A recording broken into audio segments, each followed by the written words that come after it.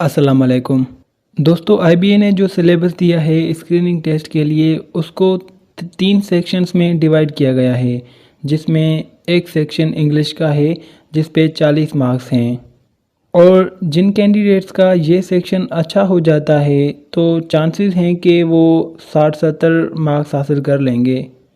इसलिए ये वीडियो मैं स्क्रीनिंग टेस्ट के इंग्लिश सेक्शन पे बना रहा हूँ और इस सेक्शन के जो सब सेक्शंस हैं वो आप अपनी स्क्रीन पे देख सकते हैं, जिनमें पहला है रीडिंग कम्प्रहेंशन जिसमें 10 मार्क्स हैं। दूसरा है वोकैब का सेक्शन जिसमें 5 मार्क्स सिनोनिम्स पे हैं, 5 एंटोनिम्स पे और 5 स्पेलिंग चेकिंग पे।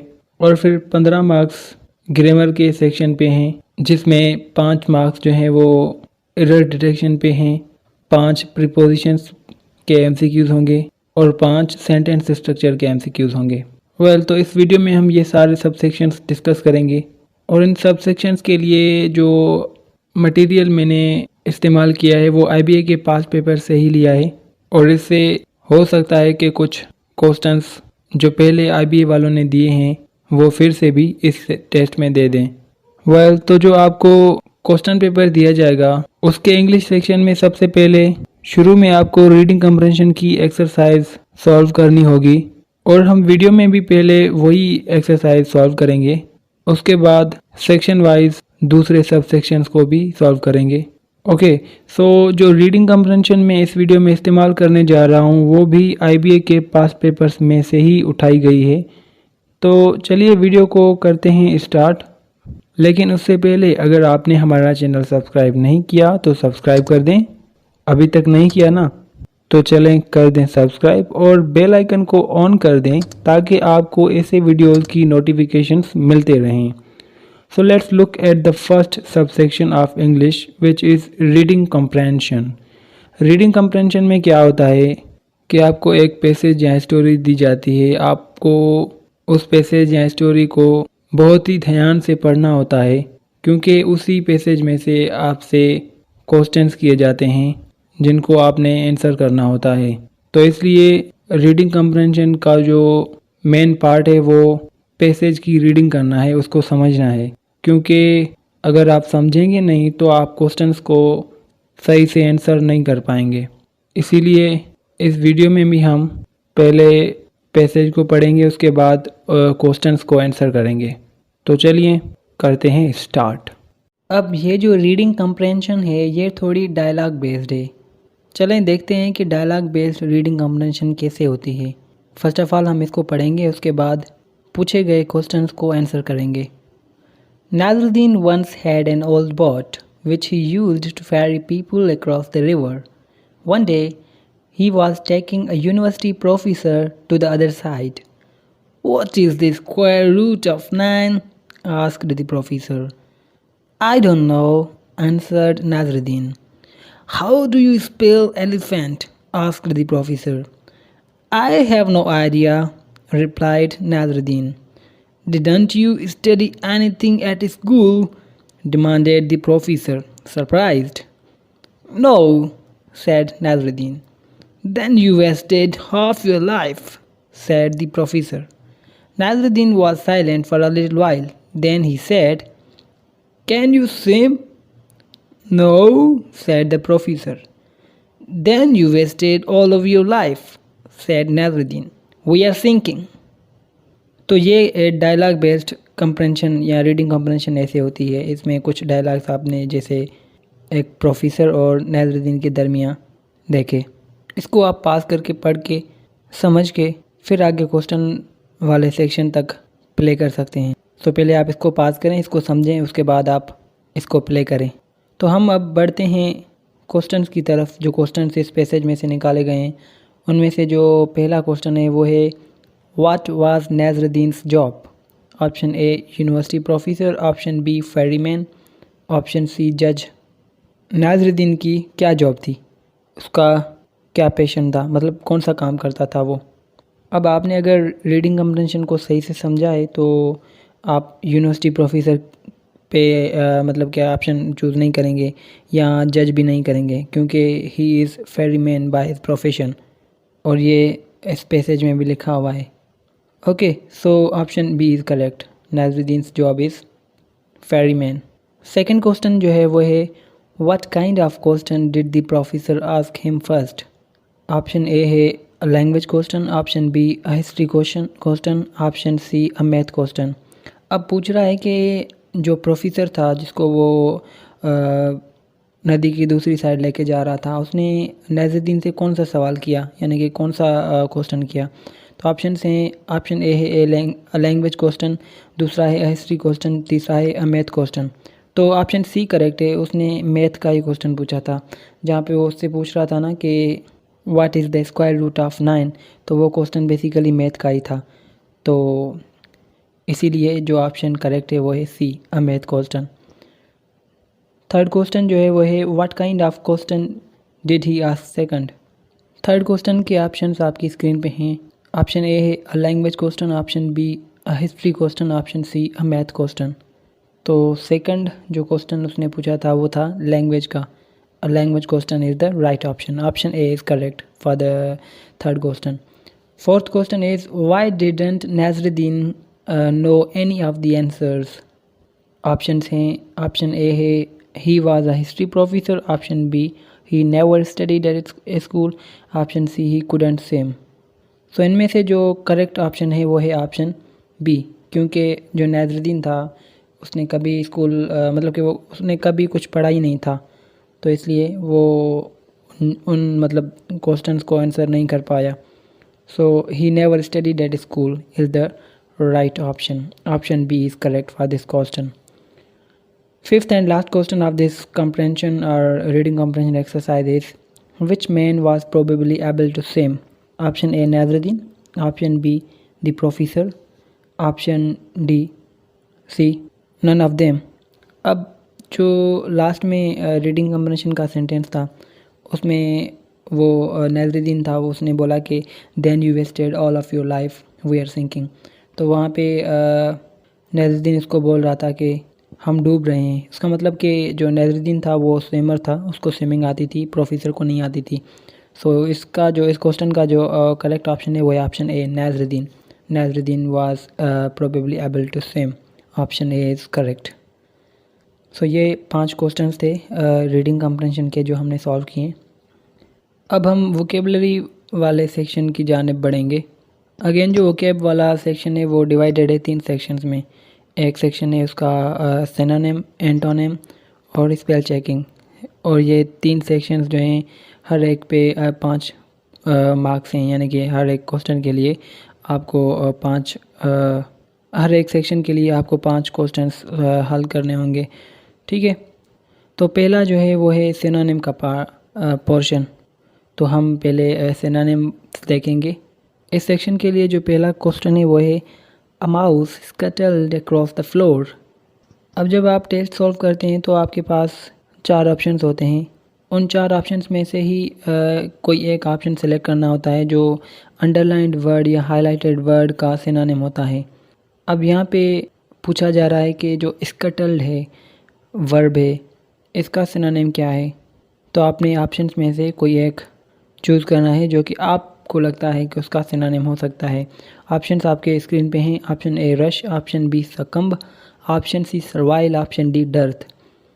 सो जो मोस्ट रिलेटेड ऑप्शन है या वर्ड है स्कटल्ड से वो है ऑप्शन ए रश। रश एक ऐसा वर्ड है जिसकी मीनिंग और स्कटल्ड की मीनिंग सेम है, इसलिए हम ऑप्शन ए को चूज़ करेंगे।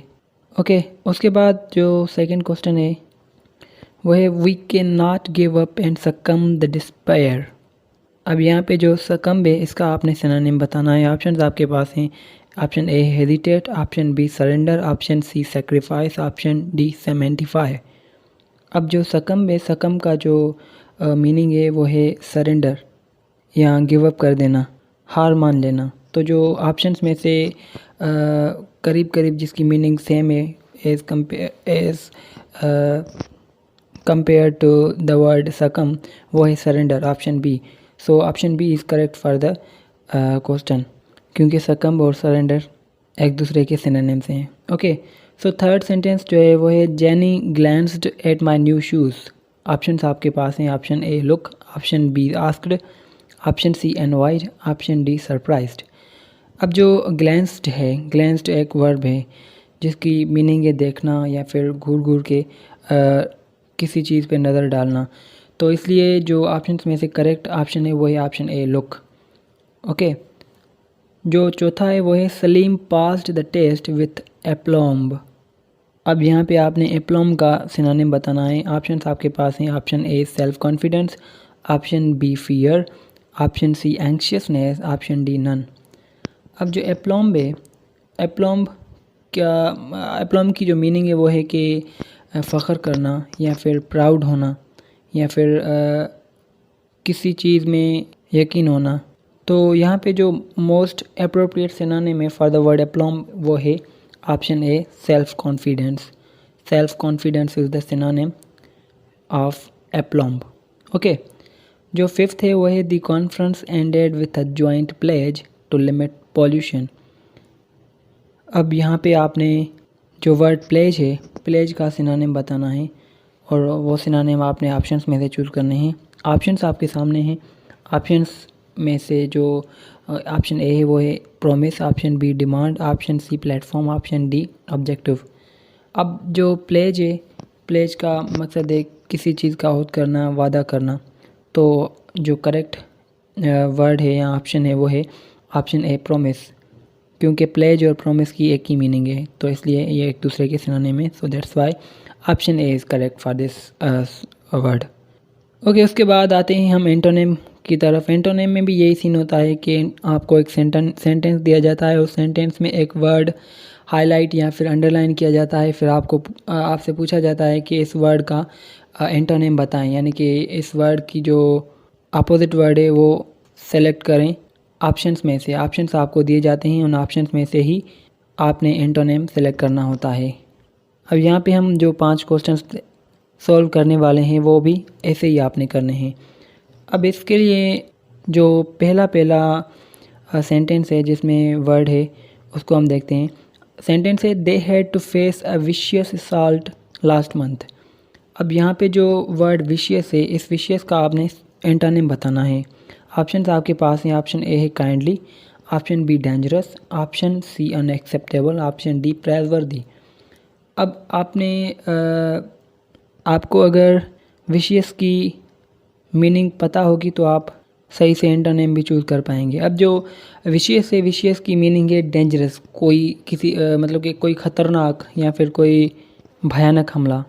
ओके, सो इसलिए आपने ऑप्शन ए के साथ जाना है काइंडली, क्योंकि kindly is the opposite to the word vicious. Dangerous आपने सेलेक्ट नहीं करना क्योंकि हमने एंटोनिम पूछा है ना कि सिनोनिम। तो डेंजरस जो है वो सिनोनिम है विशियस का, एंटोनिम काइंडली है, तो option A is the correct. Second sentence है he was a cold blooded brute. अब यहाँ पे जो वर्ड ब्रूट है इसका आपने एंटोनिम बताना है। ऑप्शंस आपके पास हैं। Option A peaceful, option B friend, option C man, option D boy. अब ये जो ब्रूट है इसका एंटोनिम है peaceful, A. Okay, so peaceful and brute are opposite in meaning. Third sentence that we have is she began to mull over the various possibilities. अब यहाँ पे जो वर्ड मल है आपने इसकी मीनिंग बतानी है, सॉरी मीनिंग नहीं बल्कि एंटोनिम आपने बताना है। ऑप्शंस आपके पास हैं ponder, ignore, look, all of these. अब जो वर्ड मल है उसकी मीनिंग है कि किसी चीज़ पे गौर करना या सोचना। तो इसका एंटोनिम पूछा जा रहा है, तो इसका एंटोनिम होगा ऑप्शन बी इग्नोर, किसी चीज़ को नज़रअंदाज करना। तो B is correct option. Alright, so fifth है it is essential to keep up to date records. Options आपके पास हैं। Option A optional, option B deficient, option C wastage, option D useless. अब यहाँ पे जो एसेंशियल वर्ड है, इस एसेंशियल वर्ड का आपने एंटोनिम बताना है। अब एंटोनिम आपने इन ऑप्शंस में से ही सिलेक्ट करना है। एसेंशियल की मीनिंग है कोई चीज़ इम्पोर्टेंट हो, अहमियत रखती हो, सिग्निफिकेंट हो, पर इसका एंटोनिम पूछा जा रहा है तो एंटोनिम इसका होगा ऑप्शन ए ऑप्शनल, मतलब कि आप उसको इतनी इम्पोर्टेंस ना दें। So option is the correct choice. Last sentence is my little brother sank as he plunged into the sea. अब यहाँ पे आपने प्लंज्ड का एंटोनिम सेलेक्ट करना है। ऑप्शंस आपके पास हैं, option A dive, option B drowned, option C float, option D whoop. अब प्लंज्ड जो है उसकी मीनिंग है डूब जाना। डाइव, ड्राउंड या फिर वूप ये कंप्लीटली सिनोनिम है प्लंज्ड के। हम एंटोनिम पूछ रहे हैं तो आपने एंटोनिम कौन सा सिलेक्ट करना है? ऑप्शन सी फ्लोट, मतलब कि तैरना, ना कि डूबना, क्योंकि प्लंज्ड जो वर्ड है उसकी जो मीनिंग है वो है डूबना।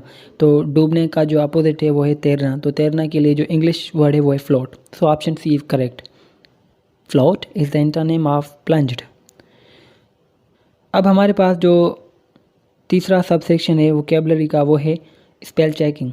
स्पेल चेकिंग में क्या है कि यहाँ भी आपको 5 क्वेश्चन दिए जाएंगे। उन 5 क्वेश्चंस में से हर एक क्वेश्चन के लिए आपको 4 ऑप्शंस दिए जाएंगे और उन 4 ऑप्शंस में से आपने करेक्ट स्पेलिंग्स चूज़ करनी है। पहला क्वेश्चन जो है इसके लिए वो ये है कि choose the word wrongly spelled. अब ऑप्शंस में से आपने वो वर्ड सेलेक्ट करना है जो कि रॉन्गली स्पेल्ड है, यानी कि जिसकी स्पेलिंग गलत है। ऑप्शंस आपके सामने हैं। Option A teaser, option B tethering, option C tedious, option D teetotaler. अब यहाँ पे जो पहले 3 ऑप्शंस हैं ए बी सी, इनकी मीनिंग ठीक है बिल्कुल। तो मसला कहाँ है? मसला कौन से ऑप्शन में? ऑप्शन डी में। Option D is wrongly spelled. So जो करेक्ट ऑप्शन है वो है option D, because it is the wrongly spelled. Second question है find out the correct spelling. Options में से आपने करेक्ट स्पेलिंग बतानी है। बेसिकली ये शेक्सपियर एक ग्रेट राइटर था, उसके नेम की जो करेक्ट स्पेलिंग है वही पूछ रहा है। ऑप्शंस आपके सामने हैं। इनमें से जो करेक्ट ऑप्शन है या जो करेक्ट स्पेलिंग है वो है शेक्सपियर बी। ऑप्शन जो बी है वो एक करेक्ट स्पेलिंग है for the word Shakespeare, SHAKESPEARE, ये करेक्ट स्पेलिंग है। Option B is correct. जो थर्ड क्वेश्चन है वो है choose the word wrongly spelled. अब ऑप्शंस आपके सामने हैं। ये वैसे ही है जैसे पहला वाला क्वेश्चन था इस सेक्शन का। अब इन ऑप्शंस में से आपने देखना है कि कौन सा ऐसा वर्ड है जो रॉन्गली स्पेल्ड है या जिसकी स्पेलिंग गलत है। ऑप्शंस हैं option A semester, option B senescent, option C sensory, option D Celsius. क्या लगता है कौन सा ऑप्शन करेक्ट है? करेक्ट इस सेंस में कि कौन सा ऑप्शन जो है रॉन्गली स्पेल्ड है। अब यहाँ पे जो सेमेस्टर है उसकी स्पेलिंग ठीक है, सेंसरी भी ठीक है, सेलेसियस वो भी ठीक है। जो मिस्टेक है वो है सेनेसेंट में, ऑप्शन बी में। तो ये ऑप्शन करेक्ट है। Option B is correct for this question. जो चौथा क्वेश्चन है उसमें पूछा जा रहा है कि choose the word with wrong spelling. Options आपके सामने हैं। इन ऑप्शंस में से ऐसा वर्ड आपने चूज़ करना है जिसकी स्पेलिंग जो है रॉन्ग है। ऑप्शन ए है feudal, option B fumble, option B C fuel, option D fugitive. अब यहाँ पे जो फ्यूडल है, फंबल है, फ्यूल है, इनकी स्पेलिंग बिल्कुल ठीक है। मसला ऑप्शन डी में है, क्योंकि फ्यूगेटिव की जो स्पेलिंग है वो है FUGITIVE। यहाँ पे ई जो है वो एक्स्ट्रा दिया गया है और इसको मतलब कि ये रॉन्गली स्पेल्ड है, इसलिए हम इसको चूज़ करेंगे क्योंकि ये रॉन्गली स्पेल्ड है। ओके, लास्ट क्वेश्चन है from the given group of words choose the word wrongly spelled. Options आपके सामने हैं। Option A imperative, option B illicit, option C eminent, option D immature. अब यहाँ पे ACD ये ऐसे ऑप्शंस हैं जिनकी स्पेलिंग करेक्ट है। मसला बी में है, क्योंकि इलिसिट की स्पेलिंग ऐसे नहीं होती। इलिसिट की स्पेलिंग ऐसे होती है कि ILLICIT। So B is the correct option और the B is the correct choice. So इस टाइप के मतलब कि स्पेल चेकिंग के क्वेश्चंस आपको स्क्रीनिंग टेस्ट में देखने को मिलेंगे। ओके, उसके बाद आते हैं हम ग्रामर वाले सेक्शन पे। ग्रामर वाले सेक्शन में भी अगेन 3 सब सेक्शंस हैं, एरर डिटेक्शन, प्रीपोजिशन और सेंटेंस स्ट्रक्चर, जिसमें पहला जो है वो एरर डिटेक्शन का है। इस पे भी आपको 5 मार्क्स हैं। इसमें ऐसा होता है कि आपको एक इनकरेक्ट सेंटेंस दिया जाता है, फिर उस सेंटेंस में जो मिस्टेक है वो ऑप्शंस के थ्रू आपने बतानी होती है। वो ऐसे होगा कि एक सेंटेंस होगा ऊपर, उस सेंटेंस में मिस्टेक होगी और फिर उसी सेंटेंस से पार्ट्स उठा के ऑप्शंस बनाए जाएंगे। ये चीज़ें हम इस पार्ट में करने वाले हैं या इस वीडियो में आपको देखने को मिलेंगी। तो जो पहला सेंटेंस है, इनकरेक्ट सेंटेंस है, वो है the fact of me being a stranger does not excuse his conduct. Options आपके सामने हैं। The fact of me being a stranger does not excuse his conduct or no error. अब यहाँ पे आपने इस सेंटेंस में एरर बतानी है कि इस सेंटेंस को कौन सी चीज़ गलत बना रही है या कौन सी एरर है। वेल जो इस सेंटेंस में एरर है वो है option A, the fact of मी। अब ये एरर क्यों है, वेट बताता हूँ रूल के साथ। रूल कहता है कि here objective case should be replaced by positive case, hence the fact of my being will be the correct sentence. अब यहाँ पे जो हम यूज़ कर रहे हैं ना, द फैक्ट ऑफ मी एक ऑब्जेक्टिव केस है, यानी कि आई का ऑब्जेक्टिव केस मी है। अब इस सेंटेंस में या इस सिचुएशन में हम मी यूज़ नहीं करते। जब बीइंग इस्तेमाल हो रहा है तो बीइंग के आगे आपने मी इस्तेमाल नहीं करना है, बल्कि मी का पॉजिटिव केस इस्तेमाल करना है जो कि है माई। सो अगर आप इसे इस्तेमाल कर रहे हैं कि the fact of my being a stranger does not excuse his conduct, so ये सेंटेंस करेक्ट होगा। जो मसला है वो सारा मी में ही है। ओके, मी को आप तब्दील करें माई में, सेंटेंस विल बी करेक्ट। जो सेकंड सेंटेंस है, सेकंड इनकरेक्ट सेंटेंस, वो है one of the members expressed the doubt if the minister was an atheist. अब इस सेंटेंस में कौन सी एरर है आपने बताना है थ्रू दी ऑप्शंस। ऑप्शंस आपकी स्क्रीन पे है। Option A one of the members, option B expressed about doubt if, and C the minister was an atheist, option D no error. Well तो आपको क्या लगता है कौन सी एरर हो सकती है? आया कि ये सेंटेंस बिल्कुल करेक्ट है या फिर इसमें भी कोई एरर है? जी बिल्कुल, इसमें एरर है। कौन सी एरर है? Error is option B, expressed doubt if. अब यहाँ पे जो इफ़ है ना, सारा मसला इसमें ही है। ये एक्सप्रेस्ड डाउट इफ़ जो आपने इस्तेमाल किया हुआ है, वो आपने इफ़ को दैट में कन्वर्ट करना है, एक्सप्रेस्ड डाउट दैट। ओके, फिर सेंटेंस हो जाएगा करेक्ट। अब अगर आप इसको ऐसे रिप्लेस करें, one of the members expressed the doubt that the minister was an atheist, sentence correct हो जाएगा। So option B is correct. Okay, जो थर्ड क्वेश्चन है वो है I have got my MSc degree in 1998। अब इस sentence में कौन सी मिस्टेक है? ऑप्शंस आपके स्क्रीन पे हैं। Option A I have got, option B my MSc degree, option C in 1998, option D no error. आपने बताना है कि इस सेंटेंस में कौन सी मिस्टेक है।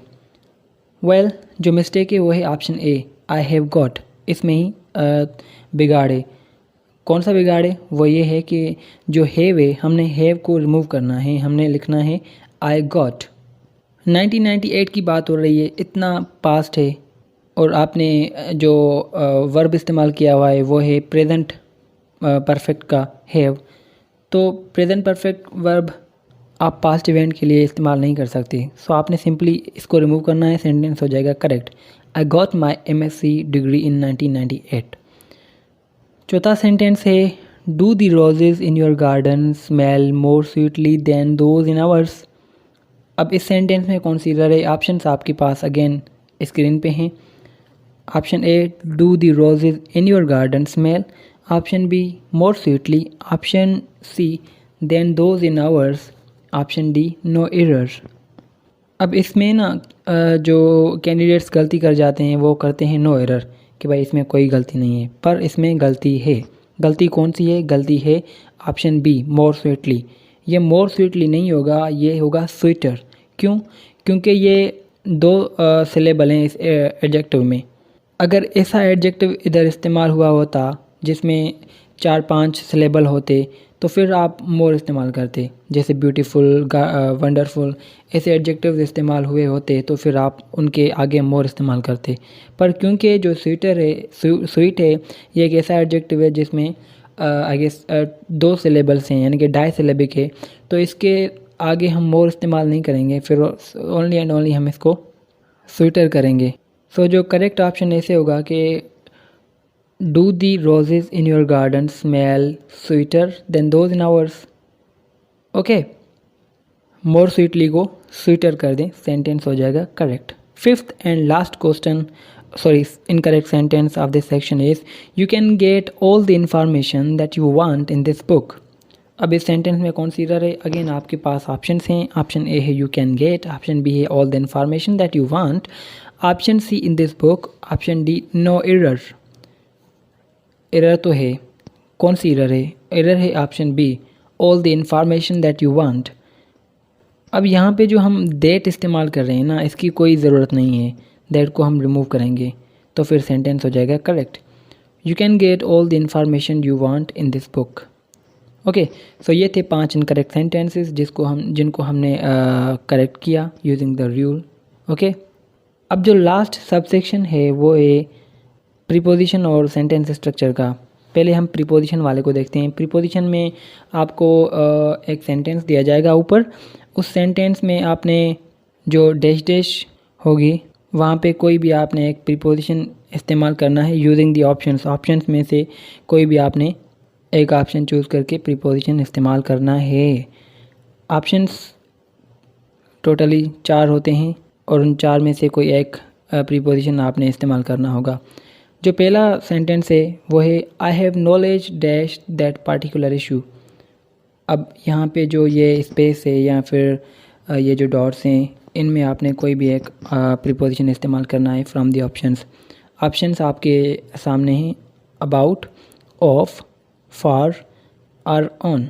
अब इन ऑप्शंस में से आपने कोई एक चूज़ करना है, फिर वो इस्तेमाल करना है। ओके, अगर आपको पता होगा कि नॉलेज के साथ कौन सा प्रीपोजिशन लगता है तो आप ऑफ इस्तेमाल करेंगे, क्योंकि ऑफ ही नॉलेज के साथ प्रीपोजिशन इस्तेमाल होता है। I have knowledge of that particular issue. Second sentence से I have deep sympathy dash him. Options आपके पास हैं, फॉर, विथ, टू, अबाउट। अब सिंपैथी जो है, सिंपैथी के साथ हम विथ भी लगाते हैं, फार भी लगाते हैं, पर इस सेंस में या इधर हम फार लगाएंगे, क्योंकि सिंपैथी अगर किसी प्रोनाउन के पहले आ रहा है तो फिर फार लगाएंगे। So correct option is option A, I have deep sympathy for him. Third is she obsesses dash that comic book. Options आपके पास हैं, option A for, option B over, option C about, option D onto. अब ये जो verb है obsess, obsess खुद के साथ ओवर ही लेता है, तो ऑप्शन बी जो है वो करेक्ट है, she obsesses over that comic book. Fourth is the damage dash the car is worse than I thought it would be. Options आपके स्क्रीन पे हैं, ऑप्शन ए है टू, ऑप्शन बी है in, option C on, option D into. Okay, जो damage है, damage के साथ most of the time हम प्रीपोजिशन टू इस्तेमाल करते हैं, तो ऑप्शन ए करेक्ट है, the damage to the car is worse than I thought it would be. Last जो सेंटेंस है इस सेक्शन का वो है I have no memory dash my first year in a school. अब मेमोरी के साथ कौन सा प्रीपोजिशन लगता है? ऑप्शंस आपकी स्क्रीन पे हैं, option A for, option B about, option C with, option D of. Memory के साथ हम ऑफ लगाते हैं, so option D is correct. Now we are on the last section of this video which is sentence structure. सेंटेंस स्ट्रक्चर में क्या होता है, मैं आपको थोड़ी हिंट दे देता हूँ। सेंटेंस स्ट्रक्चर में ऐसे होता है कि एक सेंटेंस ऊपर दिया जाता है, वो सेंटेंस इनकम्प्लीट होता है। उस सेंटेंस को कंप्लीट करने के लिए आपको नीचे 4 ऑप्शंस दिए जाते हैं, उन ऑप्शंस में से कोई एक ऑप्शन इस्तेमाल करके आपने उस सेंटेंस को कंप्लीट करना होता है, और वो ऑप्शन ऐसा हो जो कि सेंस भी बना रहा हो। अब ये कैसे होता है हम इस वीडियो में मतलब कि देखते भी हैं। इस सेक्शन के लिए जो 5 क्वेश्चंस हैं उनमें से जो पहला है वो है there is always a point at which dash with him becomes futile. Options आपके पास हैं, tackling, trying to argue, admiring, pretending. अब यहाँ पे ये जो स्पेस है इस सेंटेंस में, ये सेंटेंस इनकम्प्लीट है। इस सेंटेंस को कंप्लीट करने के लिए आपने कोई भी एक ऑप्शन इस्तेमाल करना है। कोई भी एक ऑप्शन आपने ऐसे नहीं उठा के बस लगा दिया। बट उसके लिए कंडीशन ये है कि वो ऑप्शन ऐसा हो जो कि सेंस भी बना रहा हो। ओके, सो यहाँ पे जो करेक्ट ऑप्शन है वो है option B, trying to argue. There is always a point at which trying to argue with him becomes futile. Okay, जो सेकंड है, सेकंड में भी आपने वही चीज़ करनी है जो कि आपने फर्स्ट में की। इस सेंटेंस में भी आपको एक स्पेस मिलेगी, स्पेस को आपने फुल करना है यूजिंग द ऑप्शन। ऑप्शन वो इस्तेमाल करना है जो कि मोस्ट अप्रोप्रिएट हो, रिलेटेड हो और सेंटेंस का सेंस बना रहा हो। सेंटेंस है, हिज एंग्जाइटी अबाउट देश is so bad that he sweats when he is on stage. Options आपके पास हैं, option A public speaking, option B audience attention, option C presentation in class, option D group study. अब यहाँ पे जो most related option है या choice है वो है option A, public speaking. Public speaking में ऐसा होता है ना कि अगर आपको कहीं भी पब्लिक स्पीकिंग करनी हो या फिर आपने कहीं कुछ पब्लिक में जाके बोलना हो तो फिर आपको आपके पसीने छूटते हैं आपको। तो जो पब्लिक स्पीकिंग है ये एक अप्रोप्रिएट चॉइस है। Okay, so option A is correct. Third sentence is I noticed dash with the story you submitted. अब यहाँ पे जो स्पेस है इसको आपने फिल करना है यूजिंग द ऑप्शन। ऑप्शंस आपके पास हैं, ए ऑप्शन है nothing, option B a small problem, option see your writing skills, option D your grammar. अब यहाँ पे जो ऑप्शन है जो कि सेंस बना रहा है सेंटेंस का वो है option B, a small problem. I noticed a small problem with the story you submitted. Okay, उसके बाद जो चौथा सेंटेंस है वो है after he won the jackpot his home town witnessed dash in sales of lottery tickets. Options आपके पास हैं, ऑप्शन ए है आर्म्स गिविंग, ऑप्शन बी है सेलिब्रेशंस, ऑप्शन सी है a sharp prize, option D है डिक्लाइन। अब यहाँ पे जो ऑप्शन इस सेंटेंस को कंप्लीट बना रहा है और इस सेंटेंस का सेंस भी बना रहा है वो है option C, a sharp prize. वो सेंस कैसे बना रहा है अगर मैं आपको एक्सप्लेन करूं तो वो ऐसे होगा कि जैकपॉट जीतने के बाद होम टाउन में लॉटरी टिकट्स की सेल ज़्यादा हो गई is same as a sharp prize. So option C is correct, a sharp prize. After he won the jackpot, his hometown witnessed a sharp rise in sales of lottery tickets. Last of this section is simply having dash doesn't necessarily mean you will become a best-selling author. Options आपकी screen पे है। Option A है a passion for writing, option B है interest in hard working, option C wrote many books, option D mastery at English literature। यहाँ पे option A correct है, a passion for writing. बाकी सारे जो ऑप्शन थे वो सेंस इतना कुछ नहीं बना रहे और ये ऑप्शन ऐसा है सेंटेंस को कंप्लीट भी बना रहा है और सेंस भी दे रहा है। ओके, तो ये था एक कंप्लीट पैटर्न जो कि आपने आगे जाके टेस्ट में भी देखना है। वीडियो लेंथी हो गई है बट इंफॉर्मेटिव भी थी। तो ये सारी चीज़ें जो कि एक इंग्लिश सेक्शन है IBA STS की स्क्रीनिंग टेस्ट में जो सिलेबस मुतारिफ़ करवाया गया है उसमें जो इंग्लिश सेक्शन है उसको हमने कम्प्लीटली इधर देखा और आई होप कि ऐसे ही आपको क्वेश्चंस देखने को मिलेंगे और आपने ऐसे ही सॉल्व करना है जैसे मैंने आपको यहाँ पे सॉल्व करवाया है। ये सारे क्वेश्चन जो हैं वो सैम्पल पेपर से ही लिए गए हैं। आई होप कि इन्हीं क्वेश्चन में से IBA वाले उठा के दे दें और एक्सपेक्टेशन तो ऐसी हैं। इफ़ आ जाते हैं तो मुझे दुआ कर देना क्योंकि मैंने आपको ये चीज़ें अभी पढ़ाई हैं और ये आपको तब तक याद भी रहेंगी। Okay, so jokes apart, I hope इस वीडियो से आपको काफ़ी सारी हेल्प मिली होगी और अगर आप चाहते हैं कि मैं किसी फ़लाँ टॉपिक पे वीडियो बनाऊं तो आप कमेंट सेक्शन में मुझे बोल सकते हैं या कमेंट कर सकते हैं एंड इंशाल्लाह उस आपकी कमेंट पे ज़रूर अमल किया जाएगा। सो थैंक्स फॉर वाचिंग, जज़ाकल्लाह।